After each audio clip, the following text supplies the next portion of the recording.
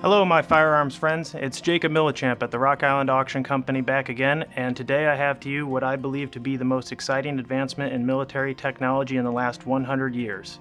The M2, or the Deuce as it was affectionately called, was a major advancement in firearms technology, not only in cartridge and caliber, but in firing rate, grainage of the caliber, the abilities that this firearm was able to bring out, especially with modern armor advancements, changed the entire face of the end of World War I and then the beginning of World War II.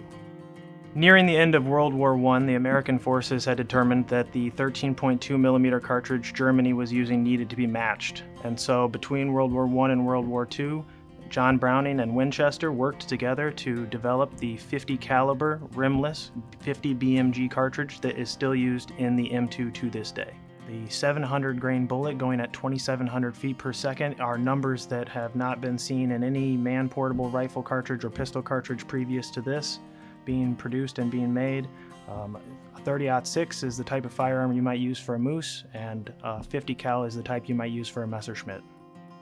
The M2 went through a couple different iterations and designs between 1921 and 1933 whenever we got to this platform you see before you today.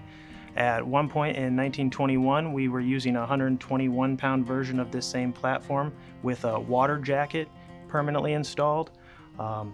Near the 1933, whenever we had developed it to this point, we had headspace and timing as a major factor of this firearm. When you install the heavy barrel, you need to check that the head spacing is correct to the bolt face with a set of gauges that each soldier would have been issued and had with this weapon at all times. If you don't have your headspace or timing adjusted correctly after changing the barrel, it will not fire properly in automatic mode, or potentially it could blow the barrel off of the front of the receiver entirely. The M2's usage throughout the beginning of World War II and all conflicts thereafter has been very widely used. Airplane and aircraft usage, anti-personnel usage, anti-armor usage, tripod mounted how I have it here today could be used by a team in a pillbox or a sandbag mounted position. And from 1933 until 2007, 2008, when the Army began fielding the M2A1, it stayed in the way that you see it right here. The only changes were made internally in that early 2000s time, whenever we got rid of headspace and timing entirely. And I was honored to be one of the military teams that was part of the fielding, removing that from this firearm. This Ramo M2 comes with the tripod at 2 transition and elevation knobs, and overall is in beautiful condition, very tight fitting with a really crisp, bright bore. The transition and elevation knobs would be used by soldiers whenever they are setting up their fields of fire in defense of a forward operating base. If I was using this device, I would be able to sweep my firearm from side to side and know that I will never be tracking over another shooter's covered zone, and we would have a full overlapping defense of any approaching enemy forces.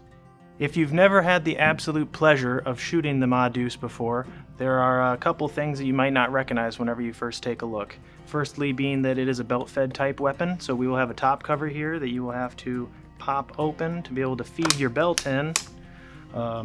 There's where you'd have your feed tray and your feed pawl. You would inspect to make sure that the linkages had cleared here during the last round of firing. Setting your link into the pawl arm before slamming this cover down in the heat of battle, giving it a good rack, and then you will notice that the trigger is not where it would normally be. This is a spade type trigger, which gives you the old double butterfly.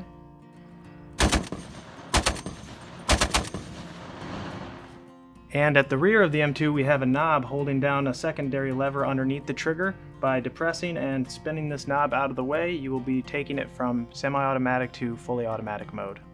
This particular M2 is currently set up in iron sight configuration.